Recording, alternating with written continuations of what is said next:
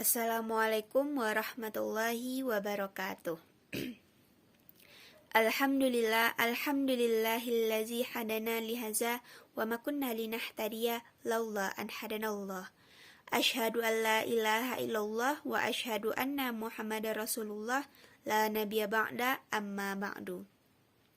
Puji berserta syukur marilah kita hadiahkan pahalanya buat junjungan Nabi besar kita, yakninya Nabi Yuna Muhammad sallallahu alaihi wasallam.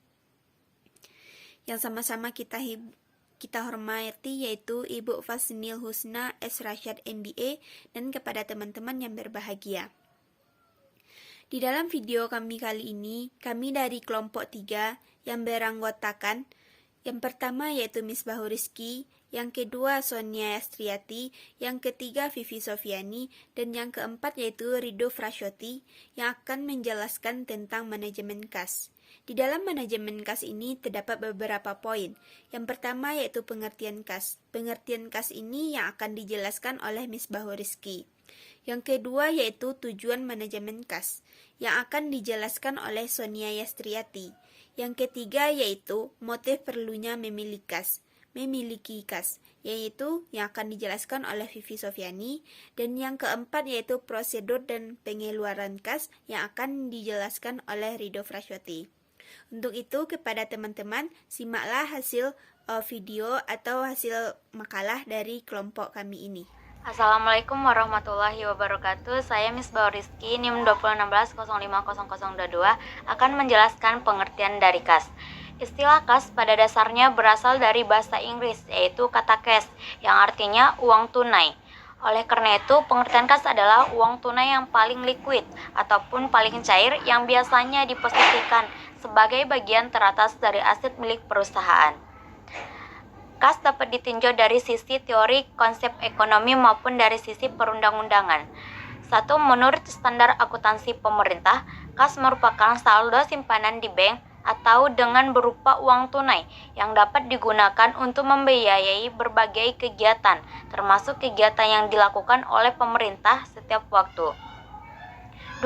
Menurut standar akuntansi keuangan, kas merupakan rekening giro setara kas dan juga saldo kas yang merupakan investasi yang bersifat liquid, berkurun waktu pendek, dan paling cepat dijadikan kas dalam jumlah tertentu tanpa menghadapi berbagai risiko perubahan nilai yang cukup besar. Selanjutnya dalam Undang-Undang Nomor 1 Tahun 2004 Keuangan Negara. Kas negara merupakan tempat penyimpanan uang negara yang telah ditentukan oleh Menteri Keuangan yang berjabat sebagai bendahara umum negara untuk menampung seluruh pemasukan dan pembayaran semua pengeluaran yang dilakukan oleh negara. Pengertian kas menurut para ahli. 1. Rizal Effendi. Menurut Rizal Effendi, pengertian kas adalah segala sesuatu baik yang berbentuk uang atau bukan, yang dapat digunakan sebagai alat pembayaran, alat pelunasan kewajiban. Selanjutnya menurut Dewi Martani. Menurut Dewi Martani, pengertian kas adalah aset keuangan yang paling liquid yang dipergunakan untuk kegiatan personalan perusahaan dan membayar kewajiban perusahaan. Selanjutnya menurut Thomas Sumansa. Menurut Thomas Sumansa, kas adalah aset lancar yang sifatnya sangat liquid yang dapat digunakan secara langsung untuk keperluan operasional perusahaan. Selanjutnya menurut Rudianto. Menurut Rudianto, pengertian kas adalah suatu alat pertukaran yang dimiliki oleh perusahaan yang siap untuk digunakan dalam transaksi perusahaan setiap kali diperlukan.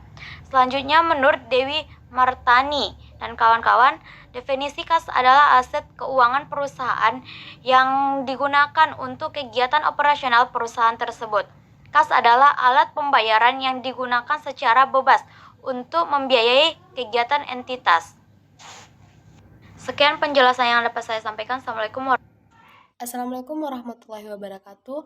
Baiklah, saya Sonia Yastriati dengan NIM 2016050024 akan melanjutkan penyampaian materi tentang tujuan manajemen kas. William menyebutkan tujuan manajemen kas yang efisien ada beberapa hal, diantaranya yaitu Yang pertama, menyimpan seminimal mungkin saldo menganggur dalam sistem perbankan dan menekan seminimal mungkin biaya yang terkait dengan penyimpanan saldo tersebut pada sistem pemerintahan. Yang kedua ada mengurangi risiko operasional, risiko kredit, dan risiko pasar yang terkait dengan kegiatan pemerintah dalam pendanaan kegiatan pemerintah. Yang ketiga ada menambah fleksibilitas dalam cara pemerintah menentukan kapan penerimaan kas pemerintah dibandingkan dengan pengeluaran kas pemerintah. Yang keempat ada mendukung kegiatan-kegiatan keuangan lainnya. Nah, tujuan manajemen kas dapat dikelompokkan menjadi 3, yaitu manajemen likuiditas, yaitu manajemen ini penting untuk memastikan negara memiliki kas yang cukup untuk menyelesaikan semua kewajiban yang jatuh tempo. Yang kedua ada minimalisasi kas yang menganggur. Yang ketiga ada mengurangi biaya transaksi keuangan pemerintah. Sekian penjelasan dari saya. Terima kasih. Assalamualaikum warahmatullahi wabarakatuh. Baiklah, saya Vivi Sofiani, NIM 2016050034. Di sini saya akan menjelaskan bagian C, yaitu motif perlunya memiliki kas. Motif perlunya memiliki kas ini, perusahaan kas pada dasarnya sesuai dengan teori yaitu liquidity preference, yaitu J.M. Keynes. Menguasai atau memiliki uang berbentuk tunai. Ada 3 motif atau 3 tujuan. Yang pertama yaitu motif transaksi atau kebutuhan kas untuk transaksi. Maksudnya adalah perusahaan memiliki kas untuk keperluan realisasi berbagai transaksi bisnis, baik transaksi yang bersifat rutin maupun yang tidak bersifat rutin. Memiliki kas yang cukup untuk transaksi sangatlah diperlukan dalam operasional sehari-hari, seperti pembayaran upah, pembelian bahan baku, pembelian bahan penolong, biaya administrasi, dan biaya kantor. Pembelian aktiva tetap dan kegiatan lain merupakan kegiatan transaksi perusahaan yang pengeluaran kasnya direncanakan untuk jangka panjang. Yang kedua yaitu motif berjaga-jaga atau kebutuhan kas untuk berjaga-jaga. Maksudnya adalah perusahaan memiliki kas untuk mengantisipasi berbagai kebutuhan yang mendadak. Kebutuhan kas untuk berjaga-jaga yang dimaksudkan adalah untuk mengantisipasi aliran kas masuk dan kas keluar yang tidak kontinu dan sulit diperkirakan. Pengeluaran yang mendadak tiba atau muncul dan harus dibayar, yaitu akan menyulitkan perusahaan apabila tidak memiliki kas yang cukup.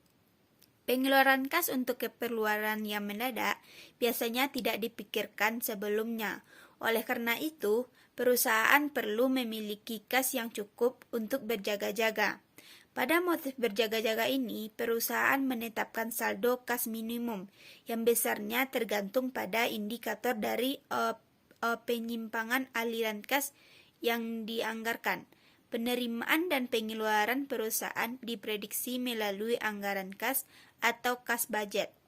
Jika penerimaan dan pengeluaran dapat diprediksi dengan tepat, dengan jelas, maka kebutuhan kas yang bersifat mendadak bisa ditentukan sekecil mungkin. Berarti saldo kas minimum kecil tetap jika penerimaan dan pengeluaran tidak dapat diprediksi dengan tepat, maka membutuhkan saldo kas minimum yang cukup besar. Yang ketiga yaitu motif spekulasi atau kebutuhan kas untuk berspekulasi. Kebutuhan kas untuk spekulasi yaitu agar perusahaan dapat memanfaatkan kesempatan apabila ada barang yang dapat dibeli secara lebih murah.